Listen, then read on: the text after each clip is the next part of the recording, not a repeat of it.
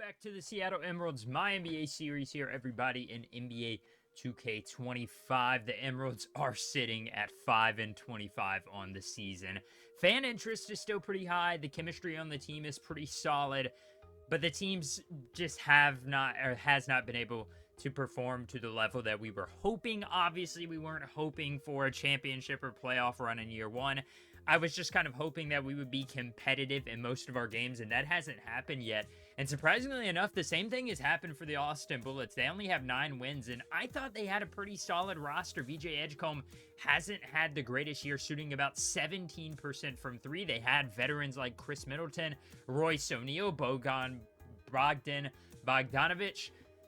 They just haven't been able to put things together. Similarly to the Wizards, who, I mean, they haven't been able to put anything together for years now.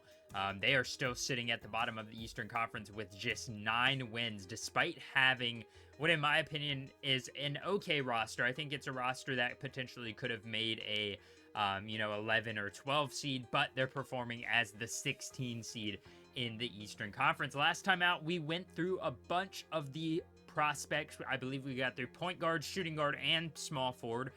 Next time around when we do that, it will be centers and power forwards. But here's a look at the mock drafts as of right now. Obviously, we are being projected #1 overall just because of how awful our record is. But there's no guarantee that we're going to get it. Right now, we're getting projected to get Cliff Russell out of UCLA, the guy that's getting LeBron comparisons. So that would be a very big pickup for us. But as you can see, Musiala Cornercall jumps in at #2 in some mock drafts. There's a few mock drafts that have Oho Wombum out of Liberty as the #2 guy, and then the other ones have Musiala Cornercall. This one actually has Rodney Moody jumping up all the way to #3 with Paris Hunt at 4, Chip Jenkins at 5, and Cornercall going as low as 7.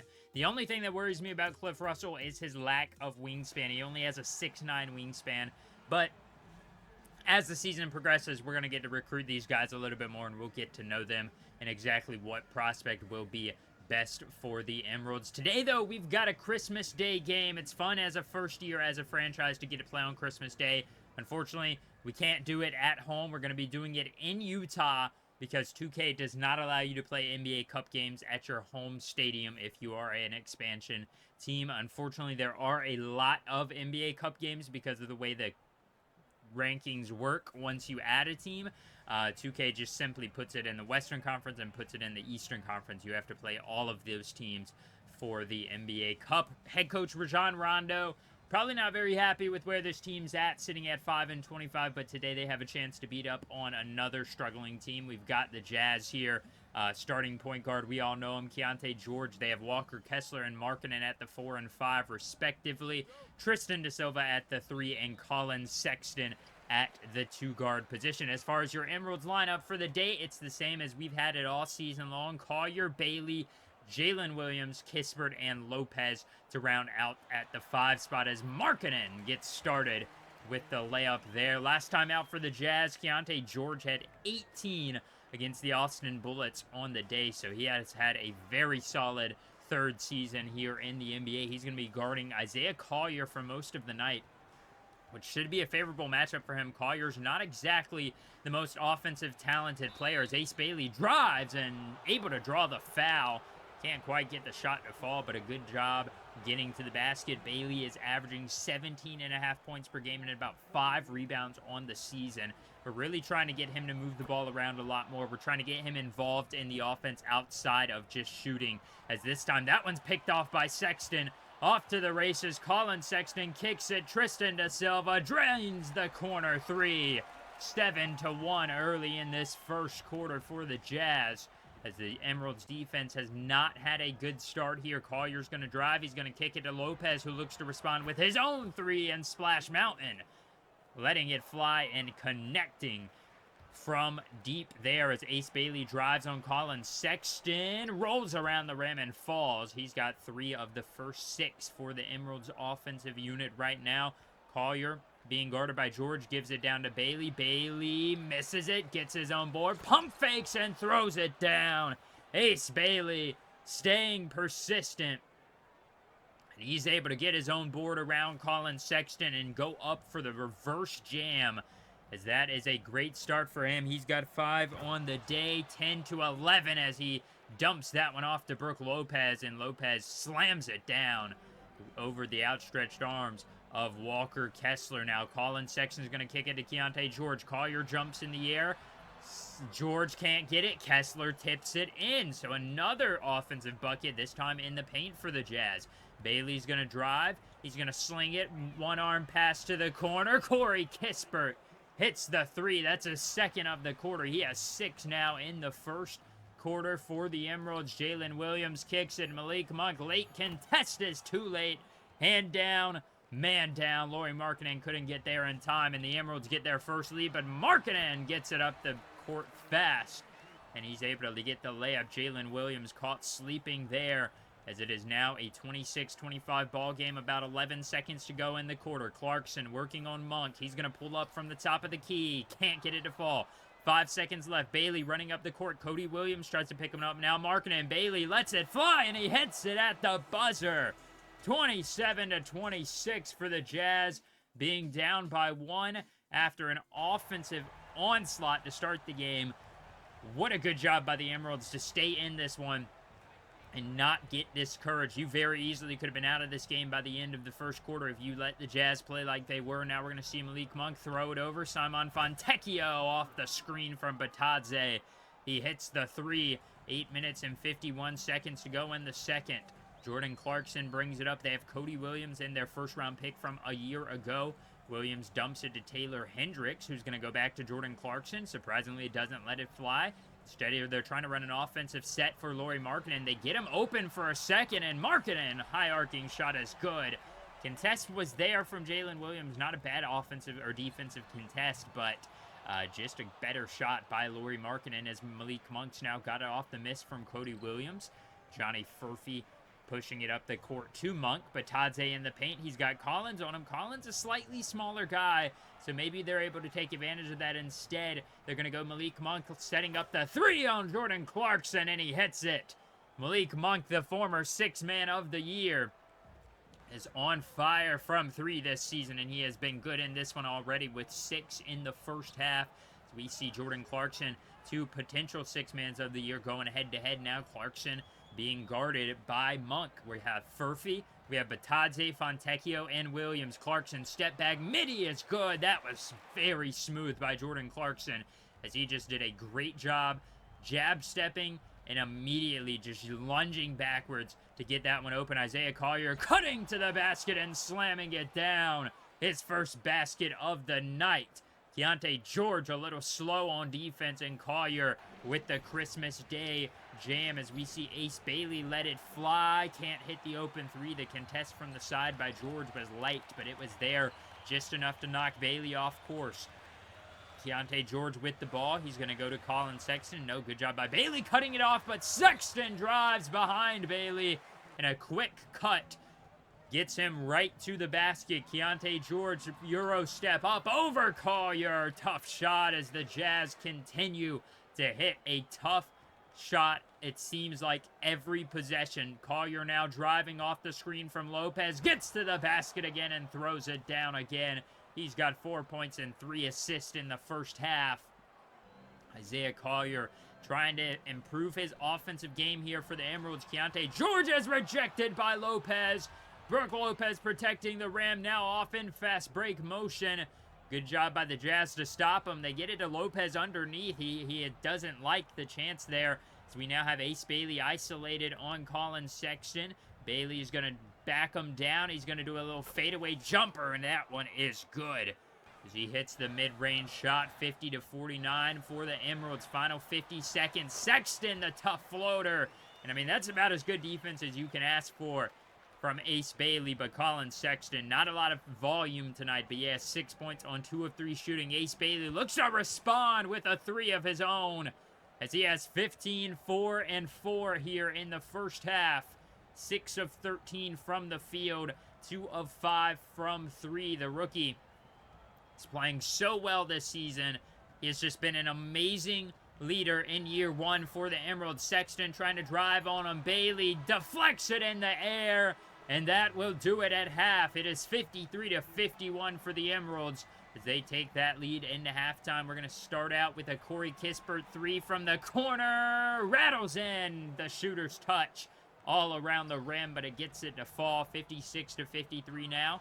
The Jazz are 31st in rebounds per game. Tonight they have 17. They average about 49 per game. They're on track to meet their season average, 56-56 after that 3-ball. Keontae George spins off of Isaiah Collier. Good contest. George again, the tough floater, and his floater game continues to be strong for this Jazz offensive unit as he has not seemed to miss one of those. Lauri Markkanen, a great contest from Williams, and another tough layup. I mean, this Jazz team does not miss around the rim. They have been heavily contested time and time again. They just cannot seem to miss. This time it's going to be a pass down to Batadze from Collier, and Batadze quietly with 7 points on the night. He has been a very serviceable backup center here for the Emeralds in their first year as a franchise. Now Batadze's got a mismatch with Sexton. He's going to dump it around. Bailey kicks it to Kispert. The swing pass is effective, and Kispert hits his 4th 3 of the day.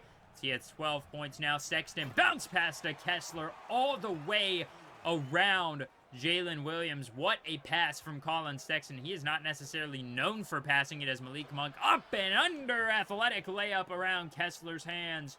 And it is a 65-70 ball game. The Jazz holding on to that 5-point lead. This time Keontae George misses the tough layup, gets his own board, and goes back up with it. And Ace Bailey behind him, not able to get to that one as we see Sexton getting stripped. Georges Niang up ahead of the pack, and he is going to dunk it down. Not many times you're going to see Georges Niang dunk the ball, but that time we got to see it as it's 72-69. Keontae George trying to run the offense. They're looking to go to Markkanen, and they get it to him. He immediately dumps it off to Colin Sexton. Mid-range jumper is good. Oh my goodness, another heavily contested shot by the Jazz as Malik Monk gets left open, and a miscommunication on defense leaves the best shooter on this team tonight wide open. And Malik Monk now has 14. Ace Bailey tries to drive now over the head pass to Batadze, and he throws it down. Jordan Clarkson trailing off the screen. Goga with the two-handed jam. And the Jazz now trail by 1, the final 30 seconds of the third. John Collins comes ahead to set the screen for Sexton. Monk gets stuck on the screen. Sexton hits the 3 off the leaning jumper. As it is now 79-77. Can the Emeralds respond before the end of the quarter? Monk drives, kicks it, swinging it. Georges Niang, the 3 is good.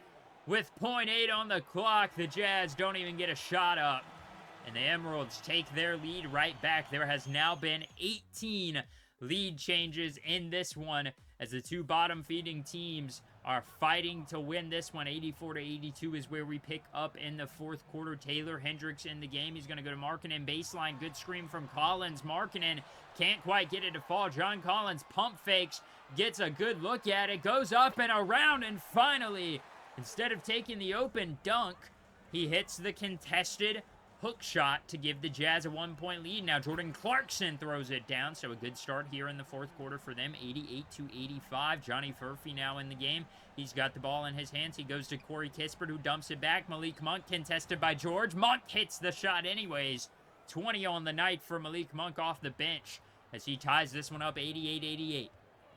Corey Kispert gets the screen from Fontecchio, kicks it. Johnny Furphy looking for his first basket of the night. He is one of 2. As he hits the corner 3. Furphy does not get a lot of playing time, but when he does, I feel like he does solid things. Keontae George, a little crossover, gets him past Monk, and that is an easy dunk, 93-90. Ace Bailey, fadeaway jumper, not good. 4.5 to go. The Jazz a chance to tie it up or bring it within 1. George, spin move on Monk. He's going to drive. Bailey's picking up Markkanen. That's a good sign to see as he's able to guard Lauri Markkanen despite being a little bit smaller than him. They go to John Collins, who lets the 3 fly, and this is the tie ball game again as the Jazz hit a big shot there to make it 93-93. Ace Bailey, little jab step, side step on Sexton, and he hits the jumper.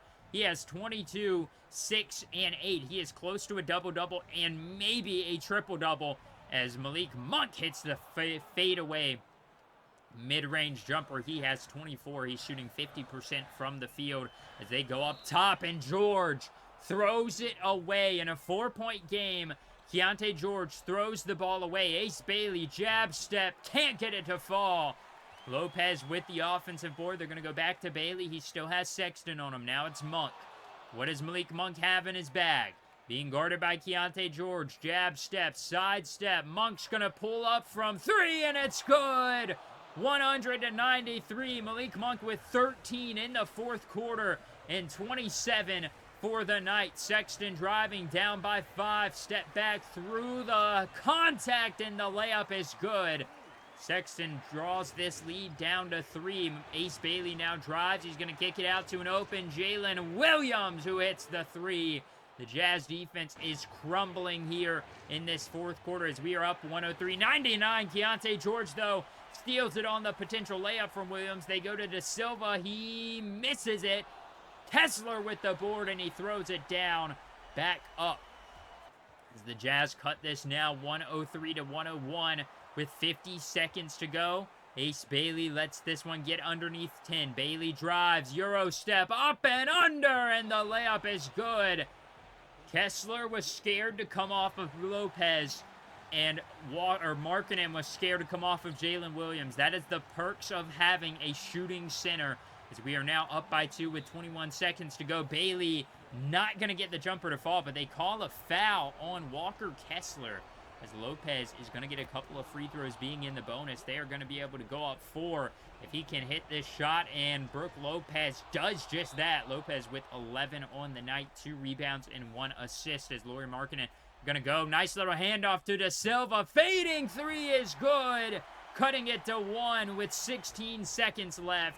And now it's a free throw game. Malik Monk hits the first of 2 with a chance to put this one back up to 3. Malik Monk is going to hit the second as well. 109-106. The Jazz no longer have a timeout. Sexton drives. Keontae George lets it fly. That is no good. Jalen Williams gets fouled, and he has a chance to go down. He hits the first, a chance to make it a 5-point game, and he does. The Jazz have 7 seconds to score and foul and hope we miss. Keontae George drives. He's going to kick it to Da Silva. Long 3. Fading is good. Again, Tristan Da Silva keeping the Jazz alive with a couple of tough 3-point shots here. Malik Monk gets it and runs away from George. That ran off about half a second, as they may now not even have enough time to get up the court. George down by 4. He's just going to sling it, and this game's over. The Emeralds take down the Utah Jazz in an exciting Christmas Day matchup, 113-109. Tristan Da Silva, I mean, he did everything possible for Utah at the last second there to keep this one interesting. He had 6 of his 11 in the final 30 seconds. Markkanen, what a game from him. 28, 9, and 4. 1 steal. He only missed 4 shots all day long. Colin Sexton, 19, 2, 6, and 2 steals, as well as a block. Keontae George had 16, 6, and 7. Walker Kessler had 14 and 6. I mean, the Jazz played well on offense. It's just their defense was slightly worse than ours. Malik Monk had 31 and 3 assists. Ace Bailey with 24, 6, and 9. He couldn't quite get that double-double, and he was still 4 rebounds away from getting a triple-double. But what a game from the rookie. Undoubtedly, in my opinion, should be the head far and away Rookie of the Year candidate for right now. Goga Bitadze has 9, 4, and 2 steals on the year. Jalen Williams with 7, 9, and 1. Simon Fontecchio had 7 as well.